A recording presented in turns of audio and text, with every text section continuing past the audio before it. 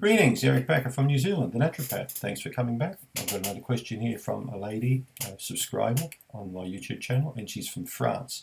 And this lady's called Cecile Farou. I was going to say good morning in French, but I forgot how to say that, so I'm sorry about that. Okay, so Cecile, I'll just get my laptop here. I'm French, but your channel really helped me to learn about Candida, more than any other website. I'm really hoping that you could answer my question. I'm suffering all kinds of symptoms like bloating, tiredness after eating, belly and back pain, no energy, cravings for sugar. I've got very poor quality of life now, but the worst is the depression. And actually, I don't know if Candida is the cause of this depression or if it's a result. I've got a protocol for my Candida, but I can't follow it for long because of the lack of motivation, and the cravings are just too strong. Without motivation or a strong belief that we're going to heal, how is it possible to keep on going? I don't know who will talk to me here in France because nobody really knows about Candida. Thanks for reading. Okay, Cecile. So that's an interesting question. You've got lots of digestive symptoms here. I'm reading here the tiredness. You've got the bloating. You've got the sugar cravings. So it sounds like a lot of GI dysfunction. So my reply to your question would be for you to do a comprehensive stool test to determine what your level of bacteria are. The good bacteria, the imbalanced bacteria, and the bad bacteria.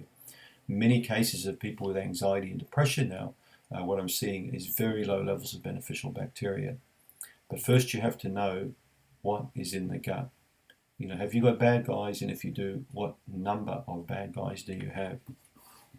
Once you've found what, you've done a bit of analysis and you've found something, it's time then to act on that information. I can understand about the lack of motivation. When you've got, 50, 60 symptoms and you're feeling really bad, it's easy not to want to do much because, it's like walking through a minefield. Every time you take a step, there's a possibility for an explosion to go off. So you're frozen in one spot. You don't want to move. This is not unusual for a person who's very sick with Candida to experience this. A lot of anxiety, a lot of fear, a lot of depression. But what I've noticed with many, many patients the last 12 months in particular is the link between anxiety, depression, and beneficial bacteria, particularly the lactobacillus species and the bifidobacteria species. Now, I'm no scientist, I'm no research guru or anything. I've just noticed the link between these two things through seeing many, many patients over time. So you really want to do some testing, do some analysis there, and then fix what needs fixing. Often when you repair things that need, repairing, things start to work a lot better.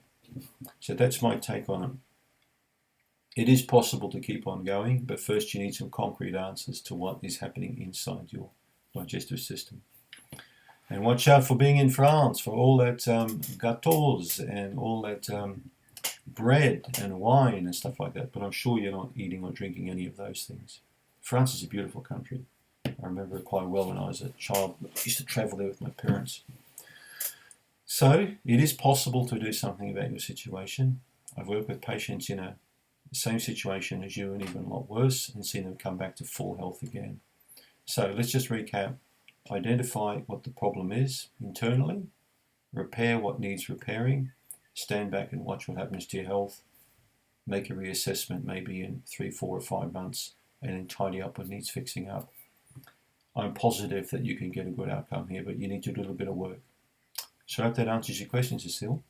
Thank you.